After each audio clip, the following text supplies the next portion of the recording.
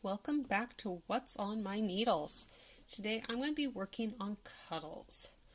Now Cuddles is a cute little toy that I created a couple years ago now. So he can duck completely inside of his pocket. His pocket can just cover his feet, or he can go completely outside of his pocket and his pocket becomes basically a backpack. So let's get started. So I already have his pocket done and his back done. So now I need to connect the two. So I'm going to look at my prototype and go, okay, I'm here and I need to pick up the bottom purl bump. So see how there's two bumps? There's an N and a U. I'm going to be picking up the U's. But I'm also going to look, is this the decrease side or is this the increase side? And that's a little bit harder to tell, but this is the increase side, I believe. Actually, no, it's the increase side. So I'm going to look for the side that looks the same, have it pointed out, and put it over the back, and I'm going to look for that first U. I'm going to stick my needle inside that U and stick my needle through the working loop, pull the yarn through one and then through two. So it's going to feel a lot like a knit two together.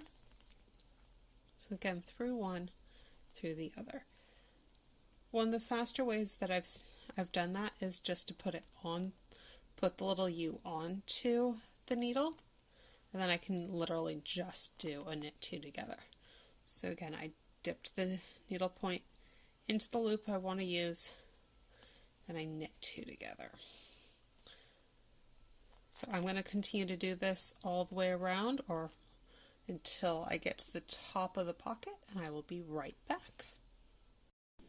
So I've now completed going around 3/4 of the pocket. As I was going, I did add a needle. So when I started this, I had 3 needles in it and 1 working needle, and now I have 4 needles and 1 working needle. So at the end of the pocket, I just knit, just like normal.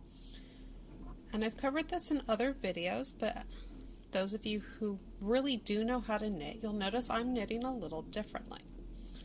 The standard is to pull through, so that's standard way of picking. I throw with my left hand, partially because I'm left-handed, partially because I just find it easier. So, but it does cause my stitches normally to be a little twisted from normal. I've learned to work with it, but that's why my instructions sometimes don't match, or I will say this is how it would normally look. So now it's time to add the feet.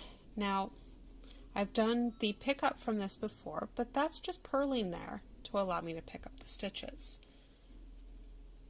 Now these are 4-stitch feet.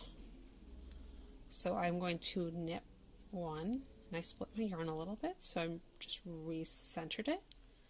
And then I moved the yarn to the front, and then I purl 1, 2, 3, 4, and then I'm going to knit 2.